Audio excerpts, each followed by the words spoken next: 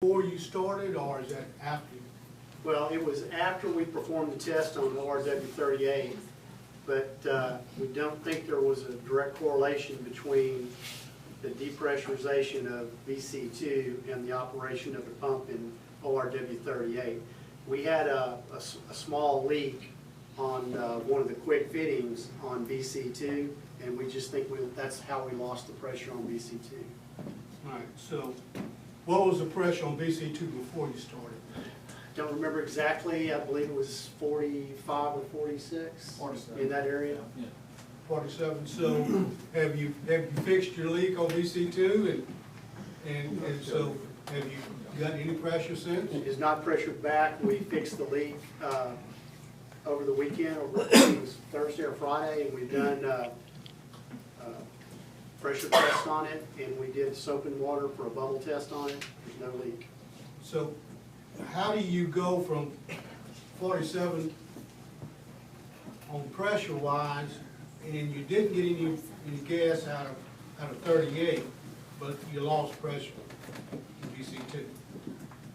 We just had a very small reservoir of gas trapped in BC2. Yeah, pressure doesn't indicate volume. And so, so what you're saying is it's just one of those fluke things of nature. No, Yeah. there's an engineering basis here. What the point that Charlie just made needs to be repeated.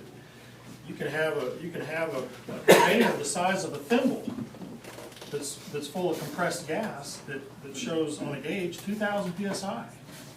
You can also have the Superdome in New Orleans filled up with gas and a gauge on it that's pressured up to 2,000 psi. Not that The simple. thimble, well, not that simple, but the thimble is released in an instant. The larger volume takes a heck of a lot more time. But you can't necessarily correlate volume with pressure. What we think happened was, and it was purely coincidental, because all of the scientists, all the guys working for us, said there's no way you could have pulled enough water out of 38, given the fact that we only dropped the head 20 to impact 50 BC2. The more likely scenario was that surface leak that was discovered during the test and repaired about a day later. And what we concluded from that is the pressure that was on BC2 had to be a very small volume of gas, which is a good thing. The fact that it hasn't pressured up again is a good thing. How did you, what's your results on your survey as far as the subsidence at 38? Flat. Everything's flat. We haven't seen any subsidence from the dewatering. When or can we get the information from that the testing and the survey results? Absolutely. Everything we do is reported, and everything that's reported is available. What about the survey that was done for his elevation for the community? I know that I saw Finstermaker out Yeah. weeks ago. Yeah. All of that is public as well. The Finstermacher data was sent to DNR back in January. Yeah. I'll say this again. Everything we do is reported. And once it's reported, it's public information. There's nothing out here that we haven't reported or disclosed, and there's nothing that's been disclosed that you can't access.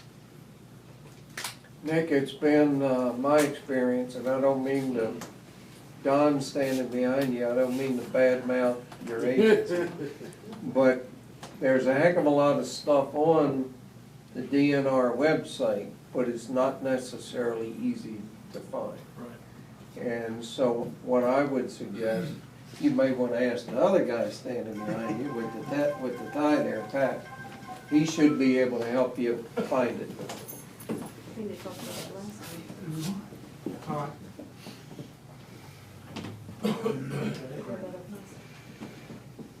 Thank you.